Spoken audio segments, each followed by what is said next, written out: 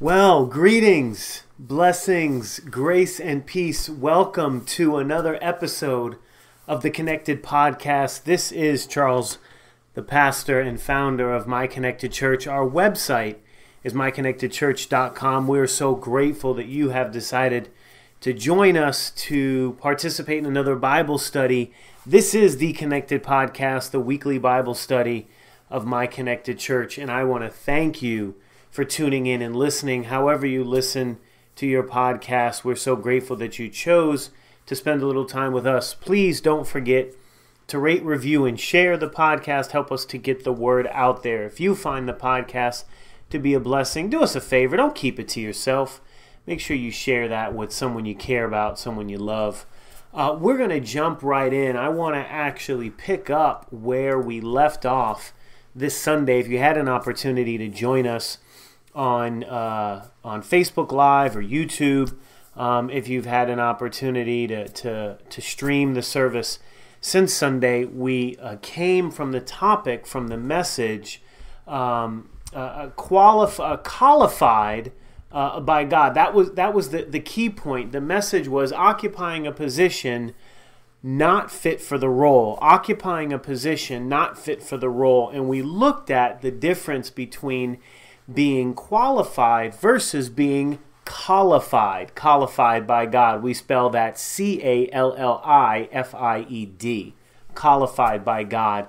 And hopefully you've had an opportunity to see the midweek recharge. We put that up across all our social media channels where we did a very high level review of the difference between being qualified by God versus being qualified. But I wanted to dig in specifically and look at the two figures that we were juxtaposing Sunday and really evaluate what's happening in these scenarios because on the surface it's hard to get at. It actually is hard to get out on the surface to see what's the difference between Saul's qualifications and David's qualification. And so we wanted to dig into that a little bit more with our Bible study this evening, or this morning or this afternoon, whenever you may be listening. So we're going to jump right into the text. We're in 1 Samuel chapter 13. 1 Samuel chapter 13, we're going to do a bit of reading. It is Bible study. We want to spend some time with the text, spend some time in Scripture, but we'll also reflect and provide some commentary as well. 1 Samuel chapter 13, verse 1, the Amplified Bible reads thus: Saul was 30 years old when he began to reign, and he reigned 42 years over Israel.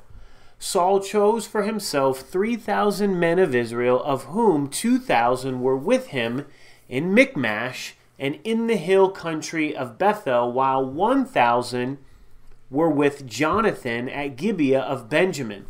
Side note there, you will have known if you've been reading Scripture up to this point that Jonathan is Saul's son, his oldest son, his only son.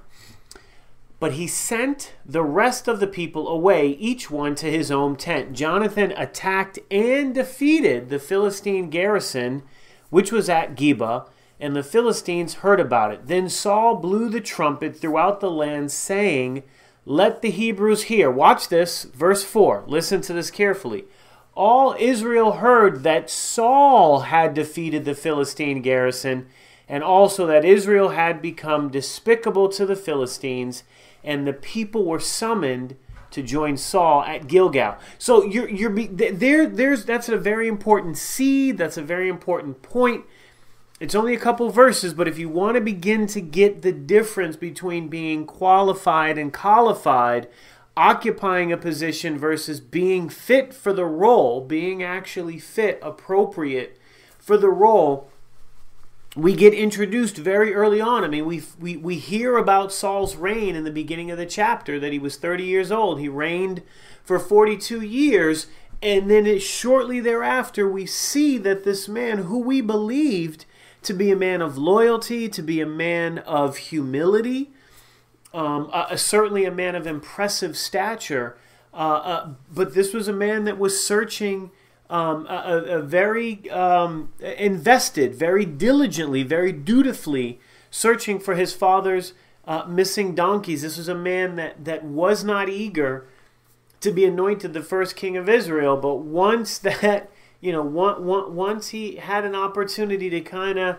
feel out that throne, if you will, you see that he takes credit, and he takes credit for his son's victory. And so if he's not even willing to allow his son to get some shine, you can imagine his approach, his attitude, his demeanor for anyone else that might gain some popularity, that might gain some notoriety in Israel.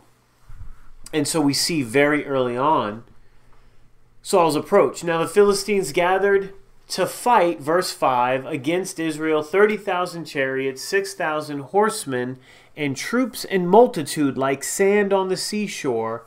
They came up and camped at Michmash, east of Bethaven. When the men of Israel saw that they were in a tight situation, for their troops were hard-pressed, they hid in caves and thickets and cellars and in dry cisterns.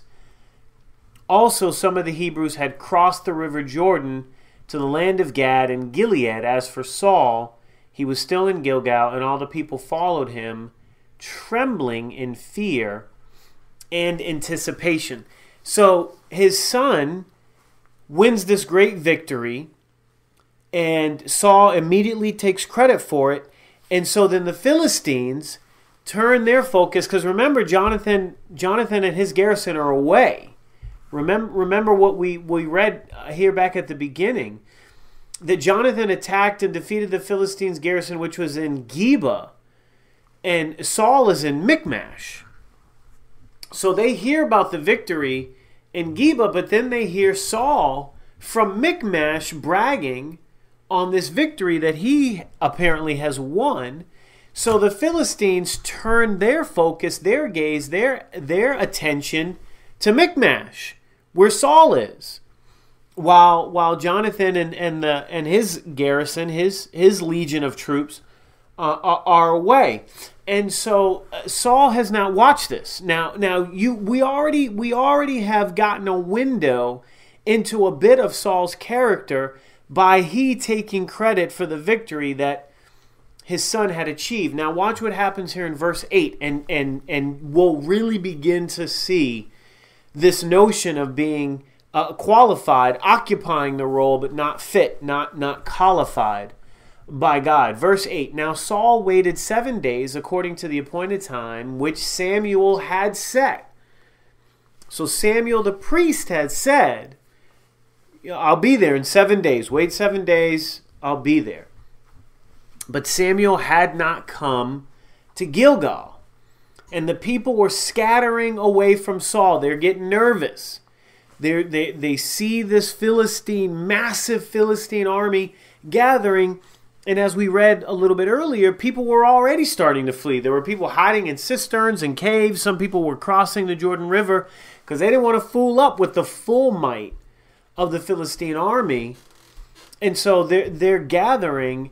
And what happens now is Saul has been instructed by Samuel to wait 7 days. Samuel will be there to offer the sacrifice, to seek guidance from the Lord so that Saul can go into battle the right way.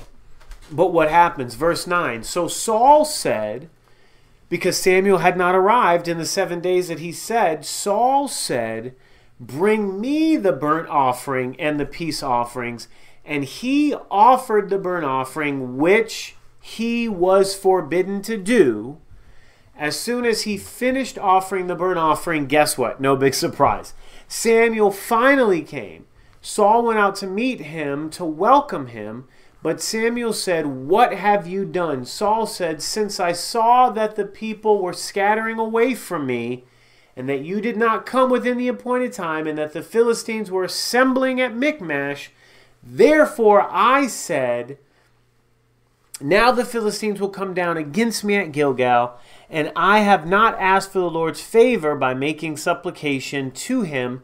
So I forced myself, you hear that language, forced myself to offer the burnt offering, Samuel said to Saul, "You have acted foolishly. You have not kept the commandment of the Lord your God, which he commanded you. For if you had obeyed the Lord would have established your kingdom over Israel forever. But now your kingdom shall not endure.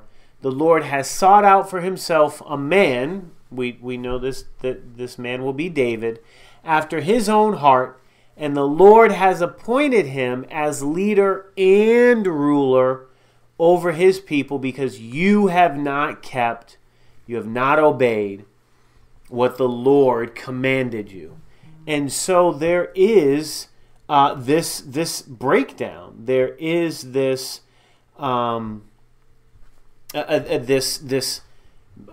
if you want to call it a misunderstanding, or really Saul acting outside of the purview of his role, of his capacity as king of Israel. Now, what's interesting is there's no well. You know what? Let's look at the situation with David. Let's look at the situation with David. We'll start with the first one. And then we will circle back to the most important one. I want to start with verse 21, with chapter 21 rather. We looked at this Sunday. I want to start with 21 briefly, just because it really does set this foundation. And an inquisitive and responsible reader of Scripture should be asking the question, why is it that David was allowed this exception, if you will? Chapter 21, verse 1. Then David went to Nob, to Ahimelech the priest, and Ahimelech came trembling in fear to meet David and said to him, "Why are you alone and no one with you?" So what's happening here? Let's take a step back. Let's take a quick pause and figure out what's happening. So David is starving. David is on the run. We should know that Saul has declared in a couple of chapters earlier, in 19, Saul declares that David's got to die. Saul declares it to his son. He declares it to his servants. He wants David dead. But because of the affection and the loyalty, the love, the bond of friendship between Jonathan and David, Jonathan essentially arranges for a signal, a message to get to David, to make David aware that Saul has not forgiven him. Saul has not forgotten about it. Saul is all the way in the midst of a mental health crisis and wants David dead. So David is on the run, and in the process of David fleeing, a number of his troops go with him because they're loyal to him. And David, being the kind of person that he is, feels responsible for these individuals that have chosen exile with him, that have chosen to flee with him. David did not, and I think this is really important. You really start to, and again, that's why we said I say regularly, we have to interrogate the text. We really got to dig our hands in and work this text, work this scripture. And so we saw in chapter 13 a little bit ago, we saw the kind of character that Saul displayed, that Saul demonstrated, in that he took credit for his son's victory. Now we're beginning to see the kind of character, and we saw it previously. I mean, David didn't retaliate on two separate occasions where Saul tried to kill him. Saul tried to pin him to the wall with a javelin. He threw a javelin at David twice, and David escaped both times and did not retaliate. So it's very clear, we're getting a very clear idea of the kind of character that David has. We know that David's not afraid of a fight.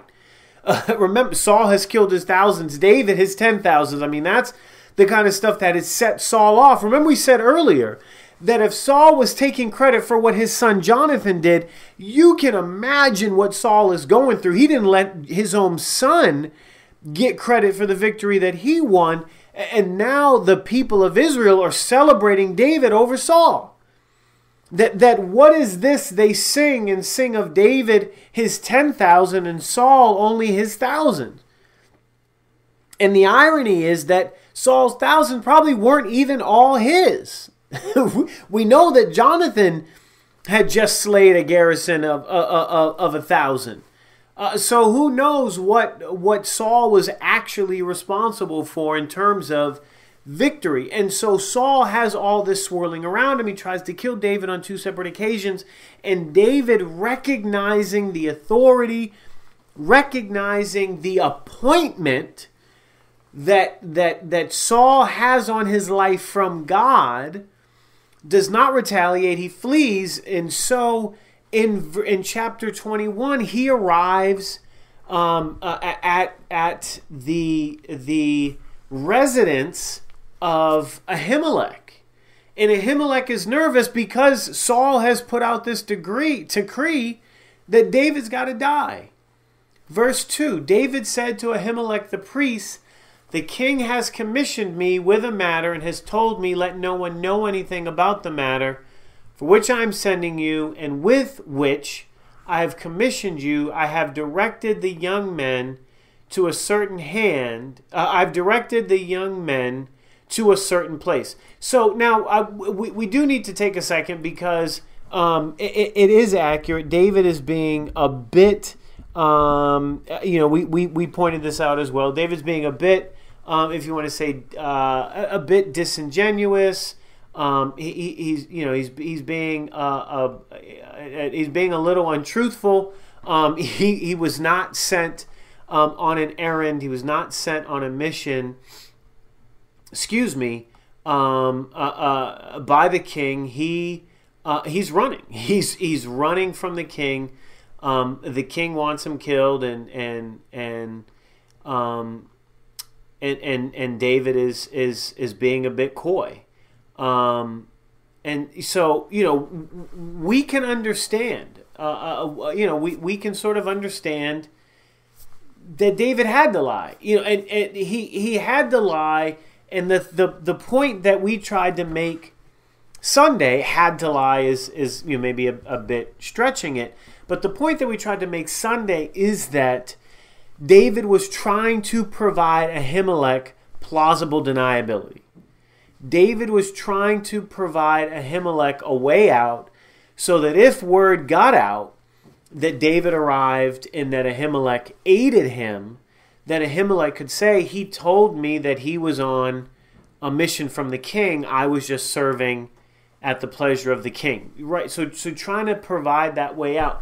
But now what's interesting is, so David has sort of arrived under false pretense. He's come to the priest. He's begging the priest for anything. The priest finds out that David and those traveling with him have remained ceremonially clean. They've remained pure. And so Ahimelech gives David the bread of the presence. He gives him the loaves of bread, the sacred bread that he is in the process of replacing in the holy place. The showbread comes out of the holy place when the new freshly baked bread goes in. And the bread that comes out of the holy place is supposed to be set aside for the priest and the priest's family. It's consecrated bread. It just came from the Holy of Holies. This bread was just in the presence of the Lord. It's come out of the presence of the Lord. It's supposed to be a blessing and nourishment to the priest and the priest's family for the work that they've done, for the righteousness and the holiness that they maintain. And Ahimelech asks David if they've been pure, knowing that David has sort of come in false pretense, and is willing to take David's word and give him this consecrated bread. We're getting a very clear message here. This is a big signal to Hebrew readers, to Jewish readers, this is a large signal to say there's something really special about this man, David. And that he is in a sense, he's occupying, he is qualified, rather he is qualified, he's fit for the role of priest and king. This is the significance of this story. That David receiving the bread, and so we don't want to go too far with it, because David is not the only one that eats the bread, right? We know that David then brings the bread, the same holy consecrated bread. He brings that bread to those that are fleeing with him, those that are traveling with him.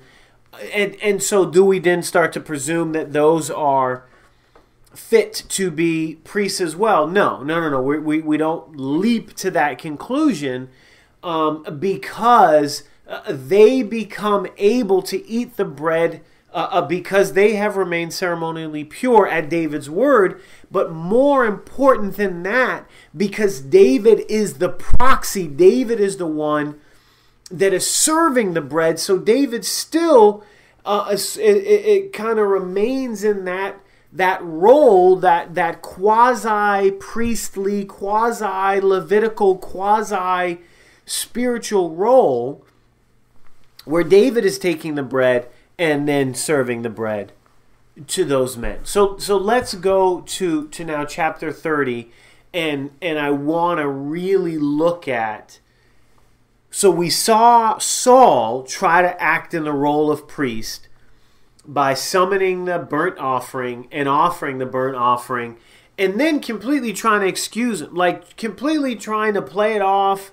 And, oh, hey, Samuel, you're here, Doc. Good to see you, man. It's so good to see you, Samuel. I was just asking him about you. I was like, shouldn't Samuel be here by now? I think it's about time for Samuel to show up. Y'all seen Sammy? And then here you are, Doc. So good. Just trying to be real casual, like he didn't just commit this violation. And Samuel calls him on it. And Saul, and again, we see another glaring flaw in this character, another signal of his qualification, but not qualification. Another example of him occupying the role, but clearly not fit, is that when Samuel calls him out, Saul doesn't own it. Saul tries to deflect and excuse it. Oh, I had to do it. The people were fleeing. The people were running away. I had to do it because we have to go take on the Philistines. And so I didn't have any other options. I had no choice. I had to do it. Not being obedient. So now what happens here? So let's get some context. Let's get some context. So David, I misspoke about this Sunday. Sunday I said that this was David returning after fleeing from his son, who had taken the throne from him as a part of the curse that David received by committing adultery with Bathsheba and then murdering her husband Uriah, and that actually happens in 2 Samuel. So this is actually when David returns to the town where he and those that were traveling with him were staying in Philistine country. They're in with the Philistines at this point. If that's not clear, they have. They've made a temporary truce, if you will, with the Philistines, because Saul has sort of forced the hand where David has got to seek refuge wherever he can, because Saul is out to kill this man. Excuse me. So David actually, we see in chapter 27, David flees to Gath, which is part of the Philistine Empire. And Saul's not going to follow him there.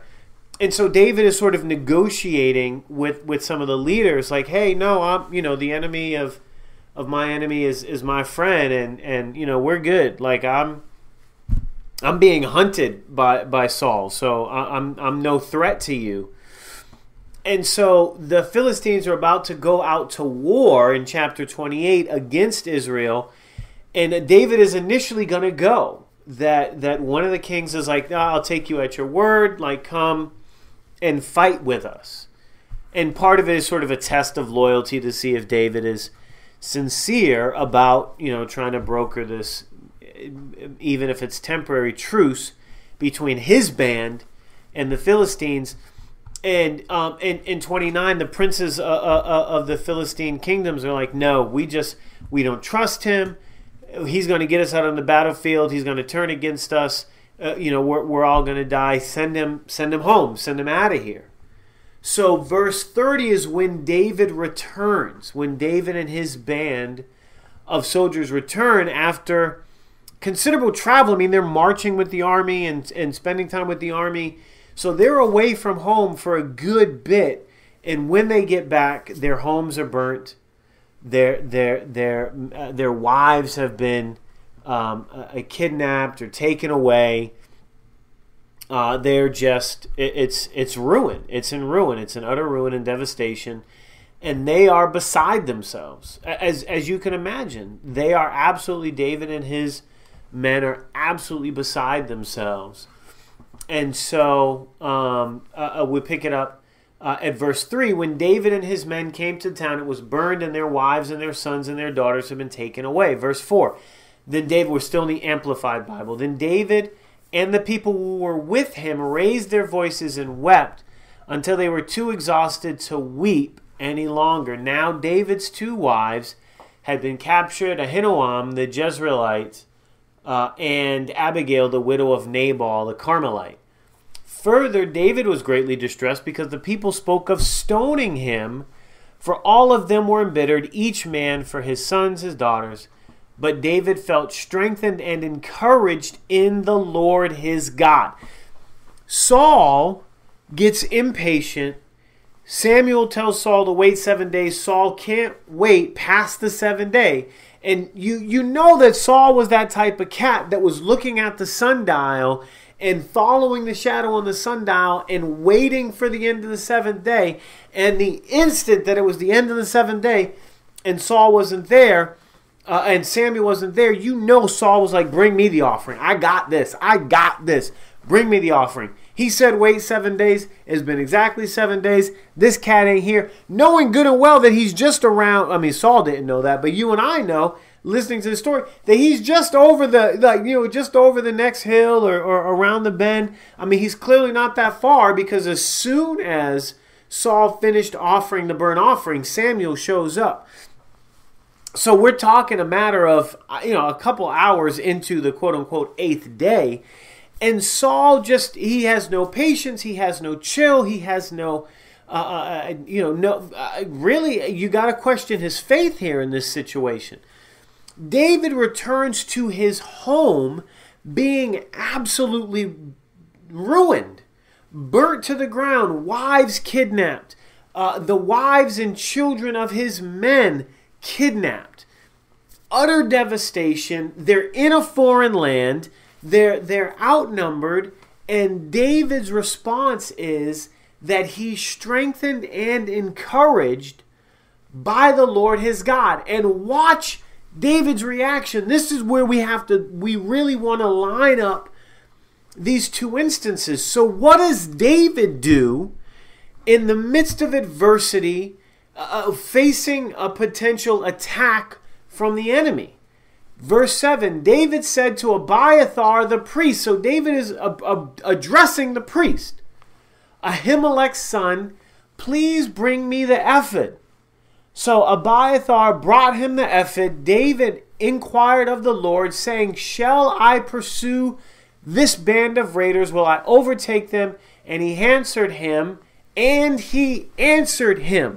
bring me the ephod. Bring me the priestly garment. Bring me the sacred attire of the priests, that I may go and inquire of the Lord myself. The priest is right there. He could just as easily say to the priest, inquire of the Lord. Shall we go after these men? Shall we pursue? or shall we not? Is the Lord with us or not? He could easily have inquired of that from Abiathar. But David goes to Abiathar and says, bring me the ephod, the ephod. Bring it to me. I will put it on. I will inquire of the Lord. Because David had a sense that he was qualified by God to occupy and to be fit for the role of king and priest. David had a unique relationship from God from a young age, with God from a young age. David knew that it was God that gave him the strength to overpower a lion and to overpower a bear that came to attack his flock. David knew it was God who strengthened him to slay the giant Goliath. David knew that it was God who gave him the strength to win all those victories. And so in the face of this adversity, David's not shaken. David's not nervous. David is strengthened and feels peace from his God, strengthened and encouraged from his God. And so David's response is, bring me the ephod, that I might inquire of the Lord. And the Lord answered him, pursue, for you will certainly overtake them, and you will certainly rescue the captives.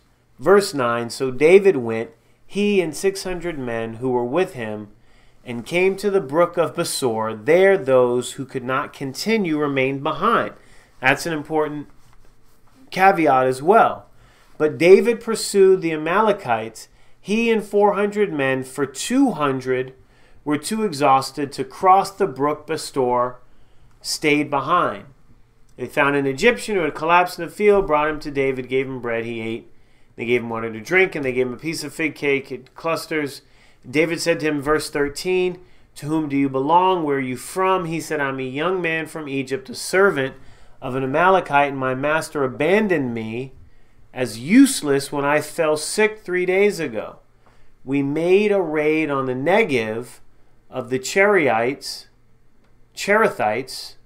and on that which belongs to Judah, and on the Negev of Caleb, and we burned Ziklag with fire. Then David said to him, will you take me down to this band of raiders? And he said, swear to me by God that you will not kill me or turn me over to the hand of my master, and I will bring you down to this band. And so he brings him down to the band, and they win the great victory. Now watch this. Watch this. David is problematic. There's no arguing that David is problematic. There are instances like this where it's also very clear why David was described as a man after God's own heart. Verse 21, David came to the 200 men who were so exhausted they could not follow him and had been left at the brook Besor. They went out to meet David and the people with him, and when he approached the people, he greeted them.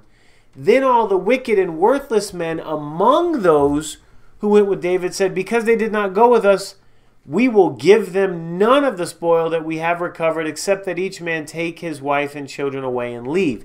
David said, you must not do so, my brothers, with what the Lord has given us. He has kept us safe and has handed over to us the band of Amalekites that came against us, and who will listen to you in regard to this matter? For as is the share of him who goes into the battle, so shall his share be who stays by the provision and supplies. They shall share alike. So from that day forward, he made it a statute and an ordinance for Israel to this day. So what we may not have been aware from the beginning is that the 200 stayed behind. They were exhausted, but they stayed and watched over their current provisions, not knowing if they would be defeated, not knowing if they might need to come back and regroup and refresh themselves and then go back out again.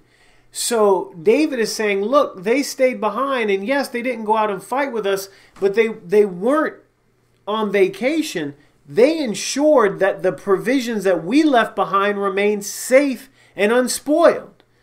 And so because they allowed us to go fight, because we didn't have to worry about our provision, about our possessions that we left behind, they are as worthy of honor as anyone that fought on the battlefield, because they made it possible for us to fight with full focus and effort and energy. And they were doing stuff. They were here securing and making sure that our inventory, that our provisions were inventoried and safe, and everything was accounted for. And so they get spoils divided among them, just like anyone that went to fight. That's David. That's God. That is holiness. That is righteousness, caring for and providing for those that were not in the position to provide for themselves, and still yet offered a good. Contributed however they could. That is a man that's after God's own heart. And so we can see David functioning in the role and being qualified by God in the role of king and priest, because his heart, because his desire was to do good, is to do righteousness. And we see that. And Saul's desire, unfortunately, was for vain glory, for self-aggrandizement, for his own legacy and reputation and the like. And because Saul was so focused on legacy and reputation and succession, he missed out. And he missed out, and instead, the youngest of his father's sons, the runt of the litter, if you will, David, is selected to sit on the throne. David is the ancestor of Jesus Christ. It is David's legacy that is tied to the permanent kingdom in Israel. Because David was qualified. He occupied and was fit for the role of priest and king in the order of Melchizedek, as a precursor to Jesus Christ, who does both. Family, I hope that this Bible study was enlightening and informative, that you have a clear understanding of the dynamic relationship between David and Saul, particularly as it pertains to the qualification versus the qualification, what gave David the right to ask for the ephod, and to God to respond to David in the ephod, and what was so wrong with Saul offering the sacrifice. Hopefully now we can see those things. We're clear on those things, and that this will serve to grow your relationship and continue to aid you in your knowledge and discovery and exploration of Holy Scripture. We would love to connect with you. We'd love to learn more about you, to answer any questions that you may have. Please visit myconnectedchurch.com, fill out an information card. We'd be happy to follow up with you that way. Please reach out to us on your social media platforms. You can find My Connected Church on most major social media platforms. You can find myself, Charles Botts, on most social media platforms as well. Thank you so much for listening, hanging in there with us. Don't forget to rate, review, and share this podcast with someone you care about. And in the meantime, family, stay safe, stay healthy, stay in the fight. God bless everyone.